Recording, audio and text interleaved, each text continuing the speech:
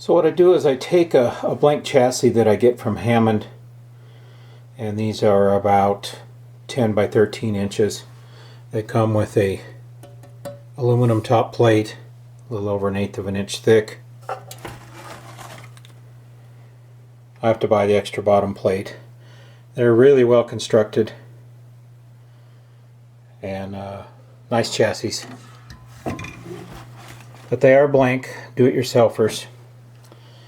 So what I do is I open up the back with a couple of slotted holes for the inputs, outputs, various things, and come up with this. This is the back. So you've got your on-off switch, your AC in switch, your fuse. This is a bias output jack for checking the bias on the output tubes. Gold-plated RCA input, and 5-way speaker binding posts. I make this metal, or it's actually aluminum, plate for the back with all the holes in it, and then screw that to the chassis, and everything fits through that hole.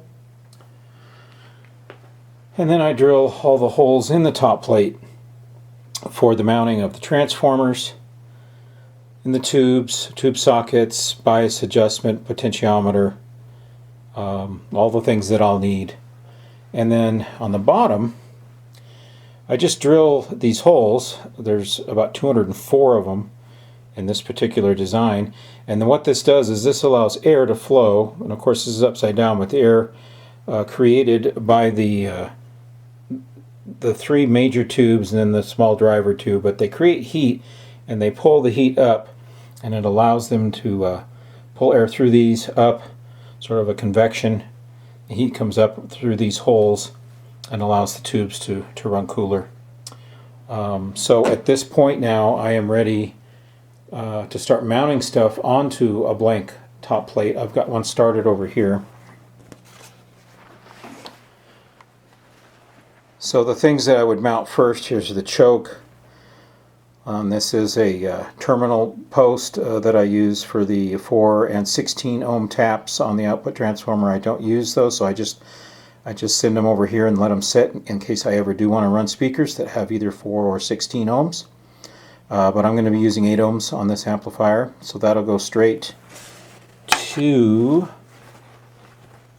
the back of the speaker binding post. That's what the back side of that plate looks like.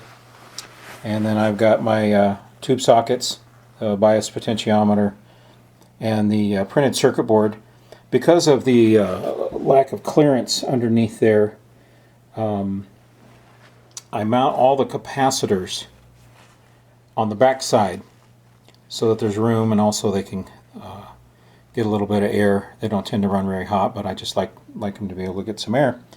And so the next thing we would do is to mount the large power and output transformers onto this, and then start sort of routing the wiring around the transformer approximately where it goes.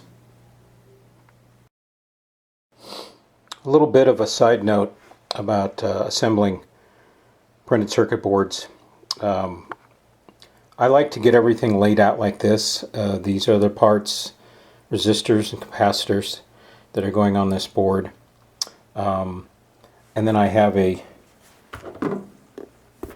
layout which I refer to. This gives me the location and the values. Double check down the list. I have my digital ohm meter. I check each one of these before I place them in their corresponding spot to make sure that the value is correct and within tolerance. And then I solder them up.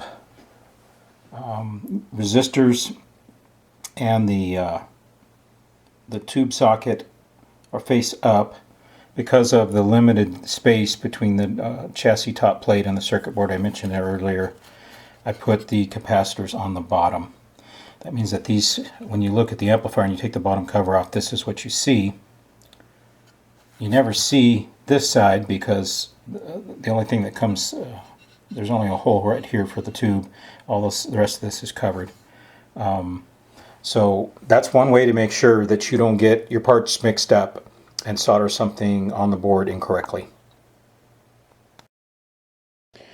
Wanted to mention real briefly one of the things I do with these 8-pin octal sockets is I number them. They are numbered, they're raised, but they're, you can't see them, so I go in there with a paint pen.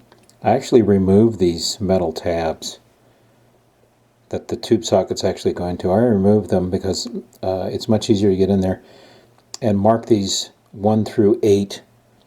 And then also the sockets themselves, there's 3 of them, and so it's very important that you can distinguish 1, which is here in red, and then 2, and then 3, so that when you're wiring this up, if the directions say that you want to take a wire from one location to pin 8 of socket 3, this is what they're talking about, is this 8 of 3 right here. So that is important. Some of these are marked better than others. I have used white porcelain ones in the past, so it's really easy to mark those with a black paint marker. In this case, I'm using the black Molex ones, and so I use the white. At this point, I have assembled all the major components into the chassis, and I'm ready to start wiring from point to point. There's the circuit board. There's 11 different wires that go to it, including the ground.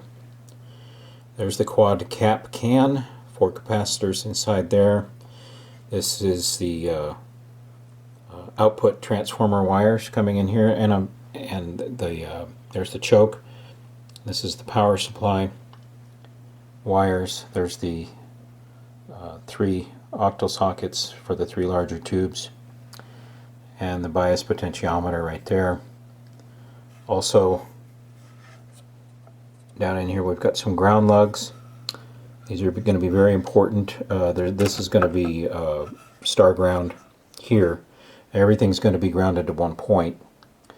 And then back in here, and all the lighting's not very good, but there's the output jacks to the speaker, RCA input jack. There's the bias jack for setting the bias on the tubes.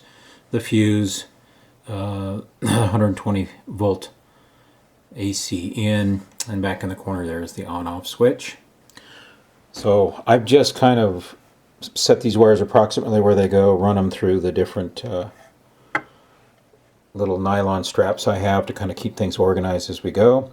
And this is kind of where I start to have, really enjoy this project, is sorting all these wires, cutting them to length, stripping the insulation off, tinning them with solder, and hooking them up to the various locations they go to.